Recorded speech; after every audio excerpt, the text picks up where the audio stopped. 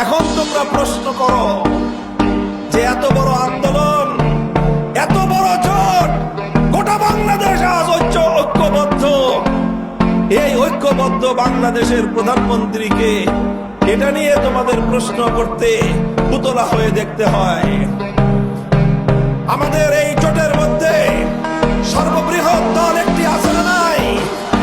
বলেন আছে না নাই? সেই দলের একজন আমির আছেন না নাই? কাজেই এই জাতীয় ধূম্রজাল সৃষ্টি করে, বিভ্রান্তি তৈরি করে ঐক্যবদ্ধ বাংলাদেশকে আর বিপদগামী করতে পারবে না। আমরা বলতে চাই 10 দলীয় যে ঐক্য গঠিত হয়েছে কোন একক নেতার নেতৃত্ব প্রতিষ্ঠার জন্য নয়। 10 দলীয় ঐক্য গঠিত হয়েছে কোন শুধুমাত্র একটি দলের স্বার্থ উদ্ধার করবার জন্য নয়। 10 দলীয় ঐক্য গঠিত হয়েছে 10টি দলের ভাগ্য করবার জন্য নয়। 10 দলীয় ঐক্য গঠিত হয়েছে বাংলার মানুষের ভাগ্য করবার জন্য। 10 দলীয় ঐক্য নির্বাচন করছে নিজের দলকে প্রতিষ্ঠা করবার জন্য নয়।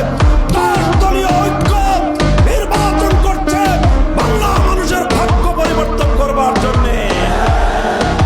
তাই আমরা বলতে চাই আমাদের 10 দলের পক্ষ থেকে যেখানে যাকে প্রার্থী করা হয়েছে সে কোন একক দলের প্রার্থী নয়, এমনকি সে শুধু 10 দলের প্রার্থী নয়, সে নিপীড়িত বাংলার জনগণের, আপামর জনগণের মনোনীত প্রার্থী।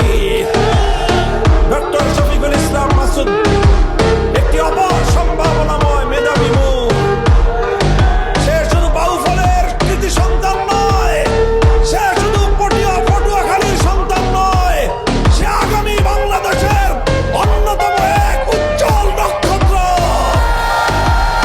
ইনশাআল্লাহ আগামীর বাংলাদেশের বিনির্মাণ, আগামীর মেধাবী বাংলাদেশ, সম্ভাবনাময় বাংলাদেশ তৈরির জন্য যেই মেধাবী নেতৃত্বের প্রয়োজন তার অন্যতম প্রধান মুখ হবে ডক্টর শফিকুল ইসলাম মাসুদ। ইনশাআল্লাহ আমি দোয়া করি, আশীর্বাদ জানাই বাংলাদেশের আলেম সমাজের পক্ষ থেকে ডক্টর শফিকুল ইসলাম মাসুদকে আমি আশীর্বাদ এবং দোয়া করি। ইনশাআল্লাহ যেই বাংলাদেশ গড়বার জন্য আমরা হাতে হাত রেখেছি, সে বাংলাদেশ গড়বার জন্য সে আমাদের অন্যতম হিরণ